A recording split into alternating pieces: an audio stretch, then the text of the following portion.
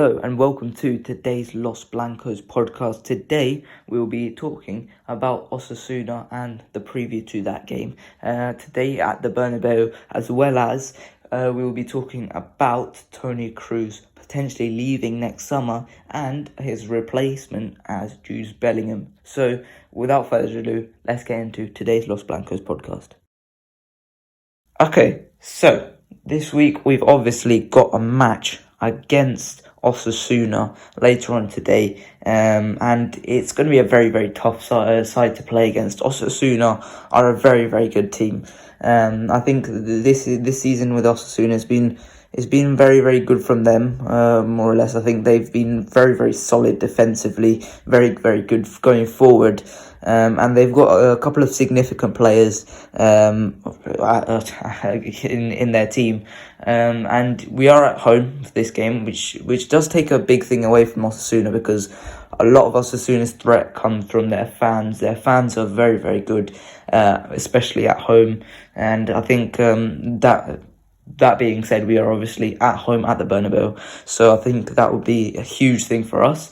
We'll talk about one of their players. I think one of the most significant player on Osasuna's side is Avila, who he's been very, very good this season, Jimmy Avila, and I think he's a very good player, good threat in terms of he's very aggressive type striker. He can really put the pressure on your team. He's got the quality. I think he should be playing at a higher level than Osasuna.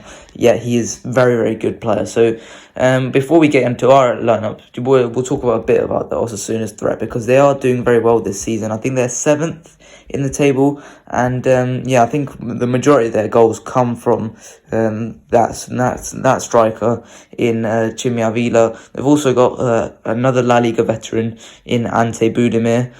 So there's two players there who bring a lot of threat. And another player who is more of a flair type player, Abdi, who joined from Barcelona, another quality player that Osasuna have. So what do you think those three can offer against us, in this game, and what do you think we should consider when we're picking our lineups?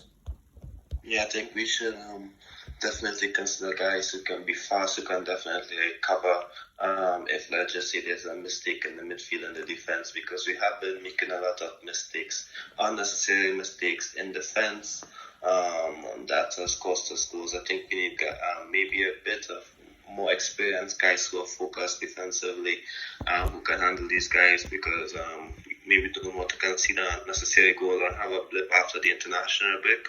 So yes, a lot of times in the past, especially if Ancelotti can remember his 14-15 season, after many international breaks, the team has stumbled that season, which cost us the league that year. So I think maybe the international break came maybe at a wrong time for Madrid. However, if they can win this one, then there wouldn't be any noise about that. So that's why I think we need focused guys defensively, who can be fully turned on for the entire 90 minutes.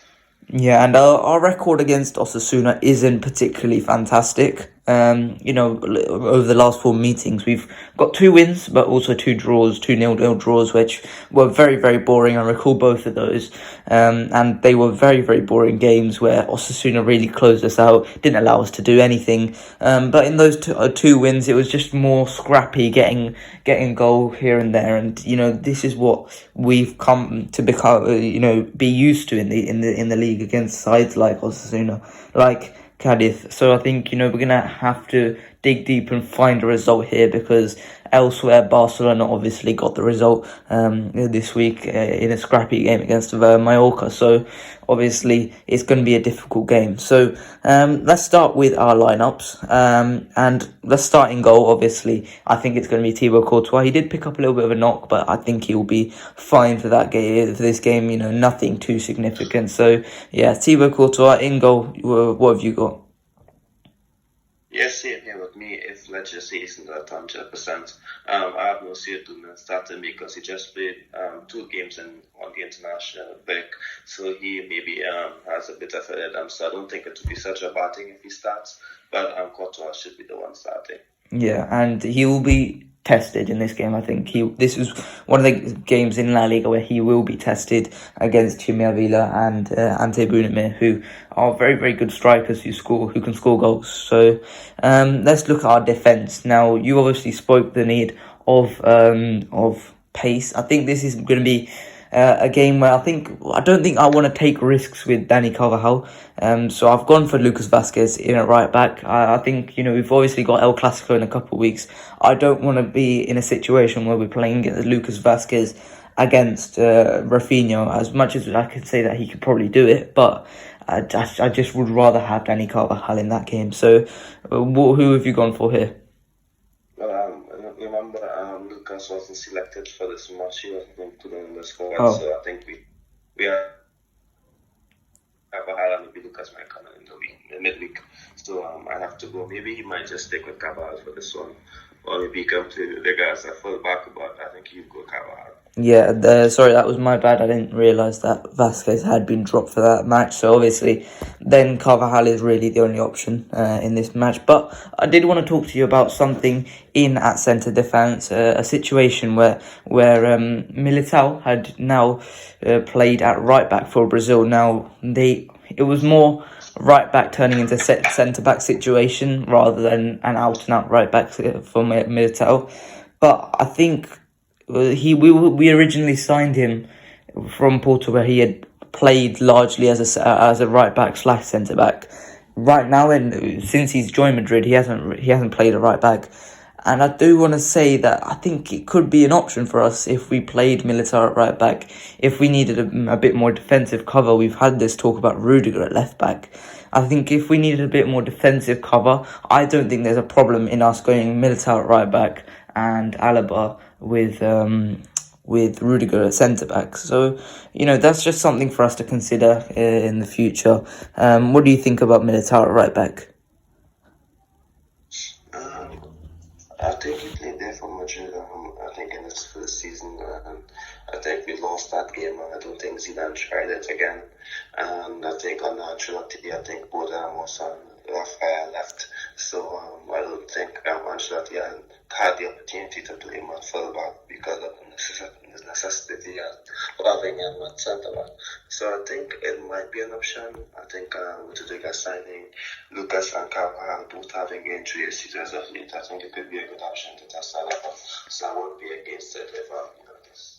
Yeah, and speaking about centre backs, my centre backs I have gone for are two pacey centre backs.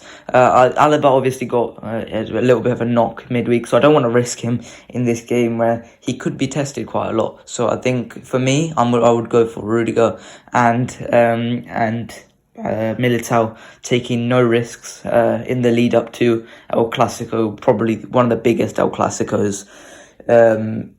I would say the biggest El Clasico since 2018 in terms of its importance. So, who have you gone for at centre back? Yeah, same here. I've gone for Alaba, being nested, and I've gone with Tower.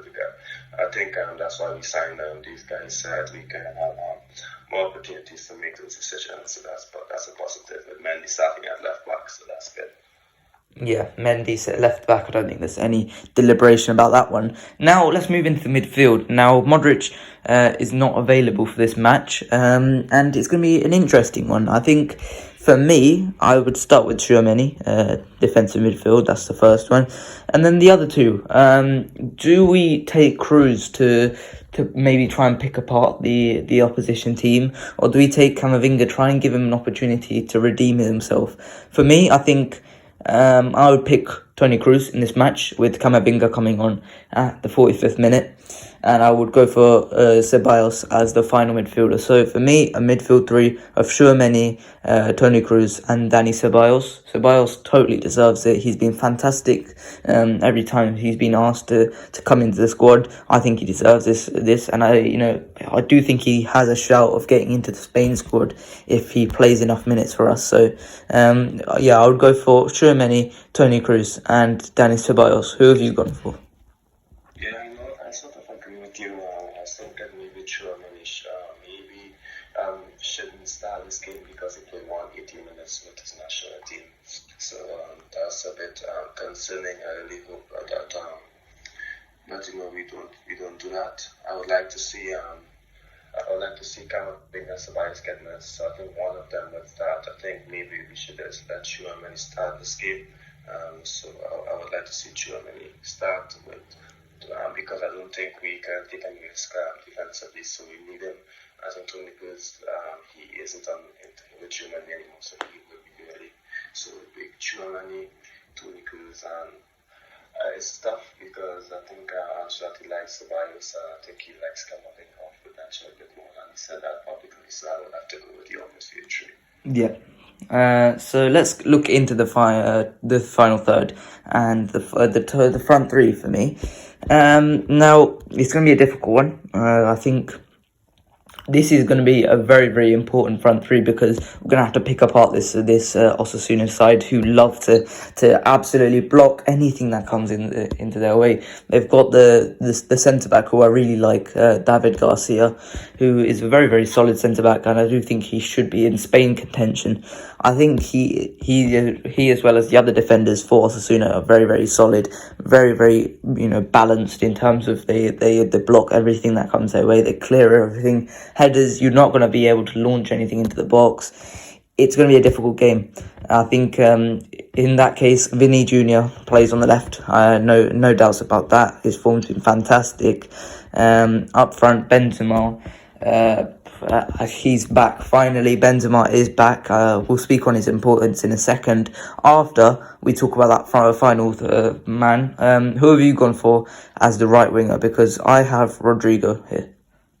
I have Rodrigo as well. I have Rodrigo on Vinicius. That's a game of the win. I would like to see the attackers get an opportunity to just go at the defense and show how good they can be. On our side, who was a bit difficult, a bit in about the past 2 years, if I'm being honest. So I'd like to see these attackers get the opportunity to play high up the pitch with Tony Kroos and Ceballos trying, and even Tchouaméni is so good at picking out these passes. I have seen as I need to open them out. So I'm looking forward to seeing that attacking front three. Of course, Valverde and Titi as well. I think he might be an option off the bench in midfield. Yeah, 100%. And I think on the right wing, we talk about Rodrigo. He was fantastic in the derby, obviously, international break.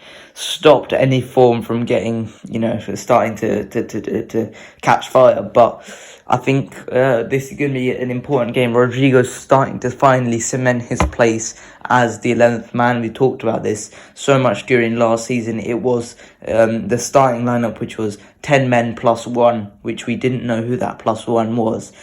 And ultimately, now Rodrigo is finally cementing that right wing spot, and I think that's going to be so key. He's going to be fantastic in this game. I think he's been, in recent weeks he's been better than Vinicius Jr. To be totally honest, I think he's been fantastic, and that's not saying anything bad on Vinny because Rodrigo's been fantastic over the last few weeks, and his ability to break down deep blocks is very, very good. His tight place dribbling has been very, very good. I'm very, very happy with him. So, what are your thoughts on Rodrigo's recent form? Yeah, that's something I never thought about. I think he actually has been a bit more consistent in the recent game in terms of contribution towards the entire 90 minutes. So I think that's a good point to just I think it's fair that we give him the opportunity, especially with Modric injured, to start those two games to show his quality in consistent matches. Because I don't think he had that as much as other guys had it last season. So I think this is a good opportunity for him. Maybe Valverde can jump back into midfield a bit. And of course, that's definitely something if we can test out, especially as the FTS coming along. We don't know who's going to lead next season, so maybe Valverde in midfield. But Rodrigo on the wing could be an option more often this season. I'd like to see. Yeah. Now we'll talk about Benzema just to finish off this section. Benzema is back after getting that injury against Celtic. He missed a few matches, most notably the derby, and I think he's finally back after international break. Missed the international break as well. it was important for him to recover fully. I can't stress enough how important that was, and it helped that we played well without him, because that reduced the stress, that the need for Benzema in this match. And just to have Benzema as an additive to the team is going to be so important for us to have. And Benzema, we've seen how good Lewandowski's been for Barcelona. That goal yesterday Lewandowski scored, I don't want to admit it, but it was fantastic from Lewandowski. And you would hope that Benzema now, I think it was very clear to me that Benzema hadn't been playing at 100% for the start of the season. It was important for him to recover fully. Now he's back, hopefully at 100%. Hopefully Ancelotti hasn't just rushed him back. But I think that Benzema is going to be so key for him. It has to have him. And in the big games, that's where it's going to be so important. So what are your thoughts on Benzema finally coming back? Yeah, of course. I think he's the kind of guy who will want to play 90 minutes. I think he had a long time to get back. He said he had another preseason, which is good. He did a bit more fitness, which is good for him. So I would definitely agree with everything you say 100%, especially with Lewandowski firing as well. We need Benzema back firing, so this is a good opportunity for him to get some minutes, leading up to El Clasico, for him to get some hope. Like you said, Lewandowski, his moment was amazing. I would call it like a Messi moment when Barcelona weren't having those best of moments, and Messi just had that one piece of individual magic to get them the win. So I would call it a bit of a Messi moment there for Barcelona, and they have that back on them, so we would need Benzema to continue to be firing as well. Good news is the supporting cast is a lot better than last year, so that's a positive. Yeah, 100%. So hopefully he can get back on track with a goal here at the Bernabeu against Osasuna today, 8 o'clock kickoff UK time, and it's going to be so good. 9 o'clock Spanish time as well. It's going to be a fantastic game. I think it's going to be.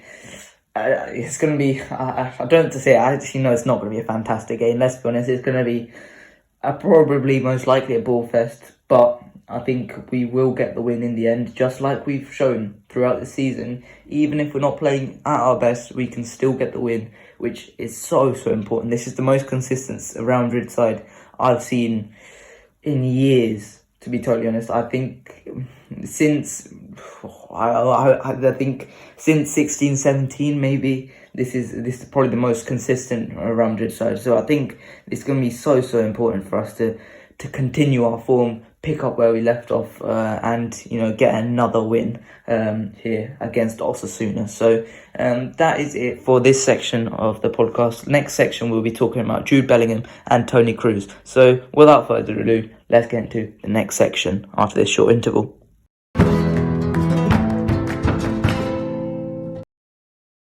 Okay, so this week we have finally got some rumours at Real Madrid, and it's been a long time since we've had some genuine rumours circulating around this club, which is unusual because it tends to be the fact that we get a load of rumours week in, week out, but it's been really dry for a long old time. However, over the last, I would say, 2 weeks, the rumours with us and Jude Bellingham have escalated really quickly. It was before where it was just us looking at Jude Bellingham as a potential target next season. Now it looks like Jude wants to come to Real Madrid. Now it looks like Real Madrid are seriously looking at Jude Bellingham.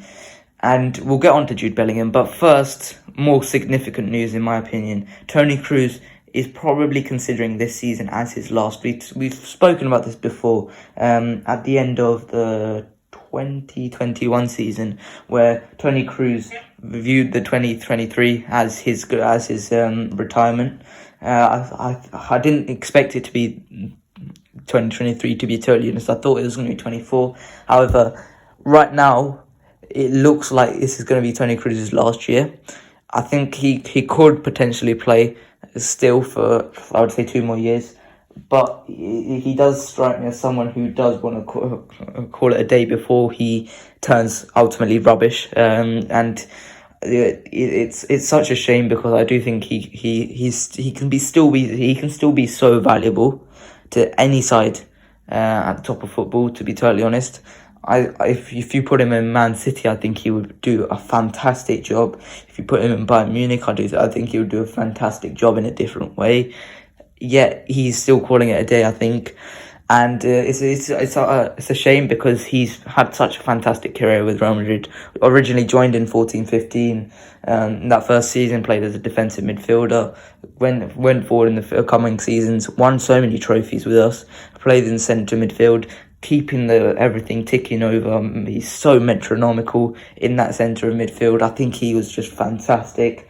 And he's forever going to be so underrated in football, in my opinion. He's going to be disrespected, but for us Madristas, I think we hopefully can see how important he's been for us. So what are your thoughts on Toni Kroos potentially leaving after, and what legacy does he leave with Real Madrid if he is to go next summer? Yeah, simply he's one of the best midfielders, not just in the world at this time, not just in the club's history, but in football history.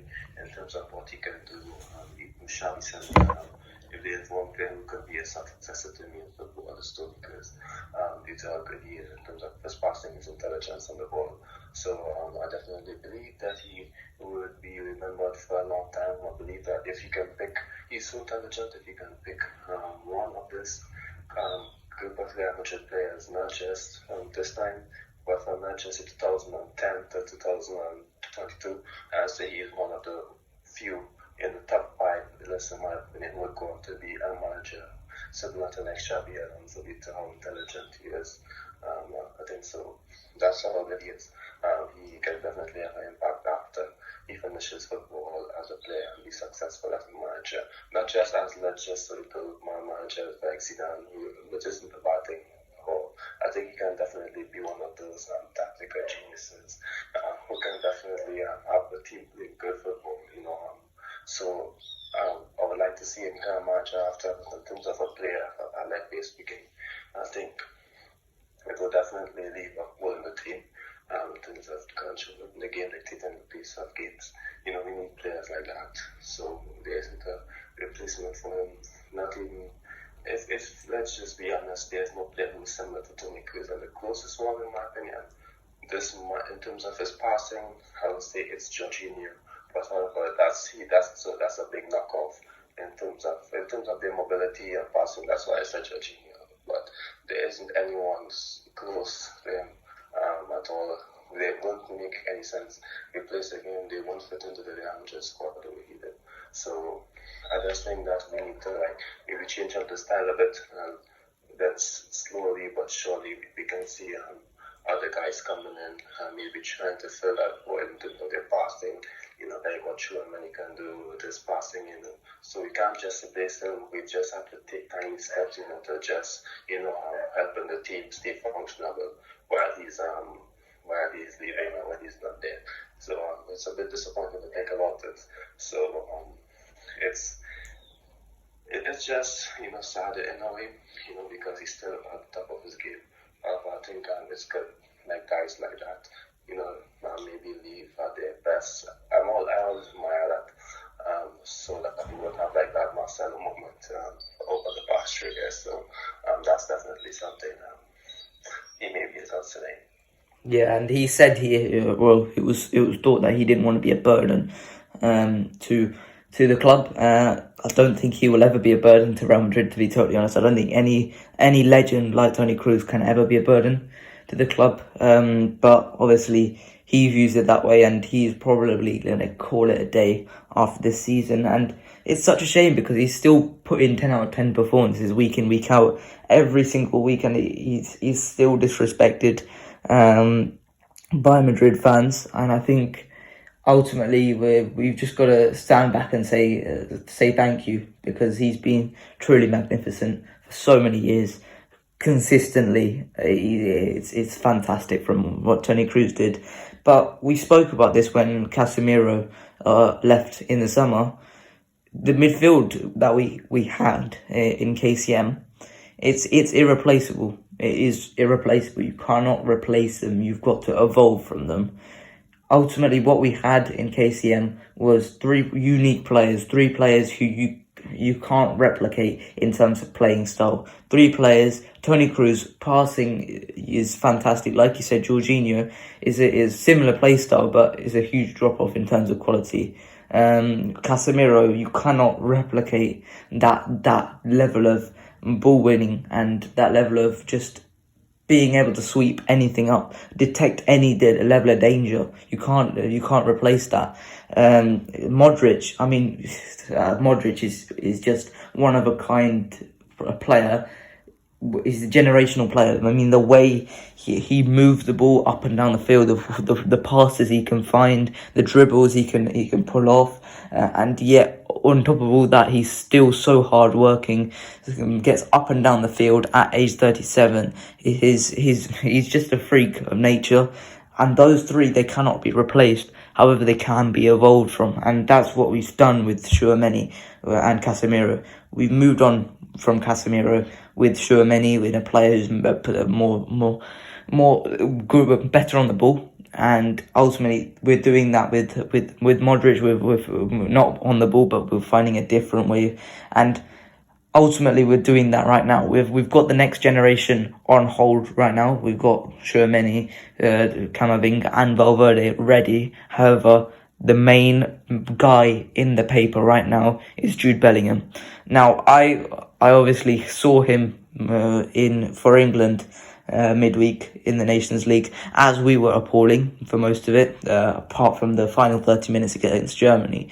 But I think Bellingham was one of the shining lights.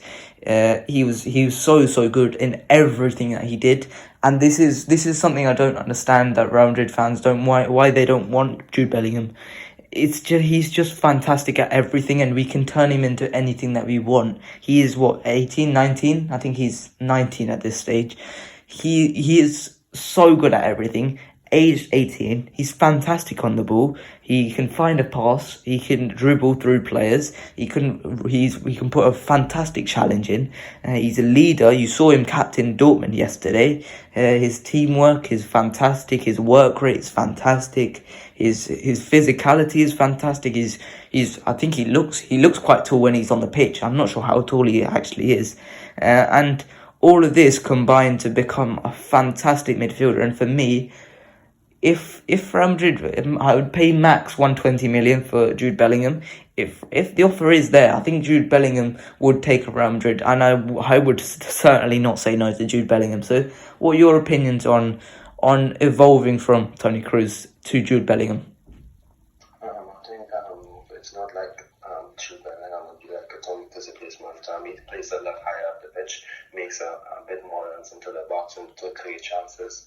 I think he's more like, if I'm being honest, I'm not going to say a similar player, but in terms of the position he occupies, I think it's more like a Isco replacement or a Modric replacement in terms of the positioning style and where he play on the pitch. So I would say it's more like a Modric replacement. I'll just say one last thing, and then we get to the Toni Kroos thing. We have to get back up with the players. You have to replace them pieces, like part by part and piece by piece. So we can have Tchouaméni's long ball ability similar to Toni Kroos. So I think that's all going to work. We can definitely work it out from there. So I think it's important to see it like that. Let's be honest, there's no one who's going to replace Toni Kroos. Bellingham would be like a different player. He would more to his good news is he plays more on the left hand side. And Valverde plays more on the right hand side. Camavinga plays more on the right hand side. Ceballos plays more on the left hand side. So I think it's a nice balance there. Tchouaméni plays in the middle. So I think that's a good balance. I think that's definitely something that's going to work out in our favor. And maybe that's something that the management will see as well. So that's good. In terms of Toni Kroos, my final point on him is that he's so good. Many people are talking about how good Thiago did last year, who is a similar player to him as well. But what Thiago did on last year for Liverpool, how good he was in some games. Toni Kroos did that for 10 years. So that's just how good the guy is. So that's my final point on Toni Kroos. Bellingham, I think what he's going to do, he's going to bring something a bit different. I think he's going to play more on the left-hand side of the midfield and a bit higher up.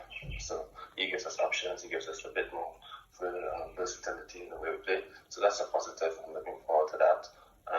It's good that we have players who can be a bit more diverse and multifunctional. So that's a positive for Madrid.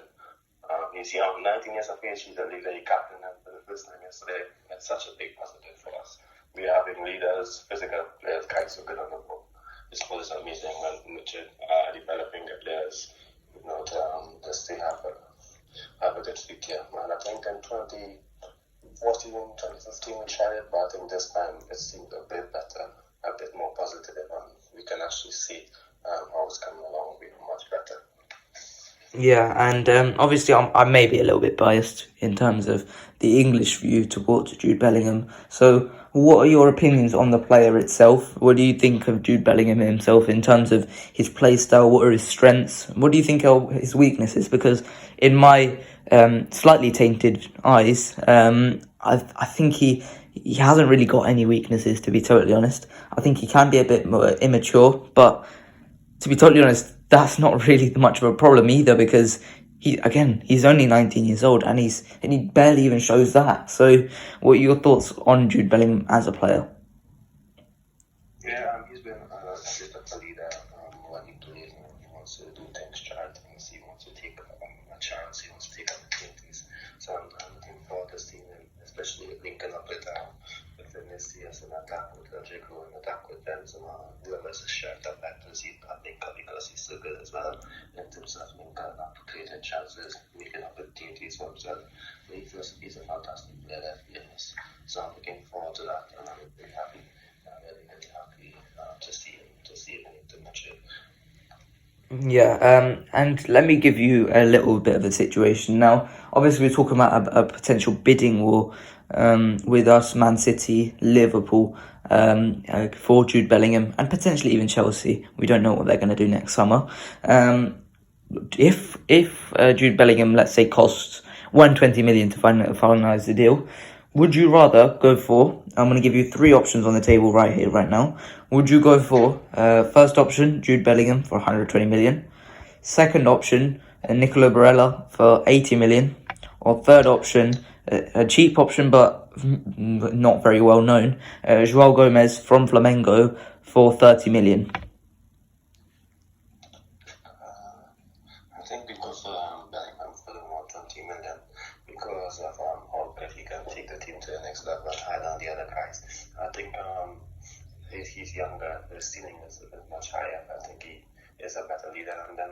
I think he can fit in better as well. I just think he's like with the money, if I'm being honest. Similar to why we spend the money on Mbappe and all that. I think he's definitely one of those guys in the midfield who's going to be there in the future in the world of football as one of the best players in their position. So that's good. Yeah, and there's a reason why even Man City are interested with the fantastic options they've already have in Bernardo Silva, KDB, Rodri, Calvin Phillips. All those options they have, and they still want to get Jude Bellingham. Liverpool, less fantastic options, but still having that sort of player. And then Chelsea might want him over Declan Rice, let's say. And next summer we are going to potentially have to go in for him. So what is the maximum price you would say you would pay for Jude Bellingham?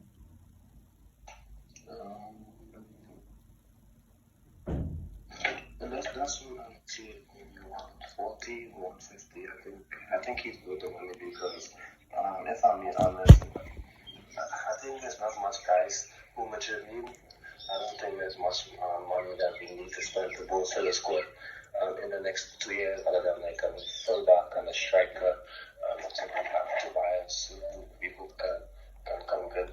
I think if I'm being honest, from the most of the seasons that Madrid have close to 250 million to spend.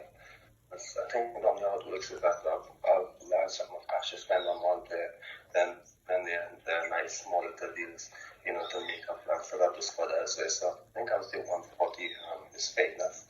There's a highest. I'm not saying that he's worth all 140. Yes, he may not be, and the price may be a bit inflated. But that's all it works in football these days, especially for young Englishmen. I think if he has a good World Cup, I think we're just going to escalate way more. Yeah, I hope he has a good World Cup because obviously I want him to have a good World Cup, but in the same way I don't want him to have a good World Cup because I want him to be as cheap as possible. But I'm gonna have to take the English view there, and I want him to have a good World Cup because he's gonna be so key for England in this World Cup because the rest of our midfield options are quite bad. Apart from him and Rice, I don't really trust Henderson or anyone else. So, yeah, that's my view on Jude Bellingham. I think we'll see how this escalates because we've had reliable sources such as The Athletic saying that we are very interested in him, and it's not just the typical Marca and Diario AS. I think it is genuine good sources that are giving these rumors. So I do believe that our interest of Jude Bellingham is real, and we are going to go for him next summer. So I'll be excited to see how that goes next summer. And it does look like Jude Bellingham wants to come to us as well. I would have assumed that he would have preferred to go to Liverpool or Man City. However, Jude Bellingham wants a challenge, maybe. Not a typical like Jadon Sancho who wanted to come back to England. So I really hope that Jude Bellingham does want to come to Real Madrid next summer, and that will be a huge deal to pull off. And I don't think if that happens, I would be happy. I think that one deal I think would conclude the summer. I wouldn't complain either if it was just that one deal. So yeah, that is it on our opinions on Toni Kroos potentially leaving with Jude Bellingham coming in next summer. Let us know your opinions of this in the comments below. But that is it for this week's Los Blancos podcast. I hope you guys enjoyed as of always. Please like and subscribe, and I'll see you guys later. Bye bye.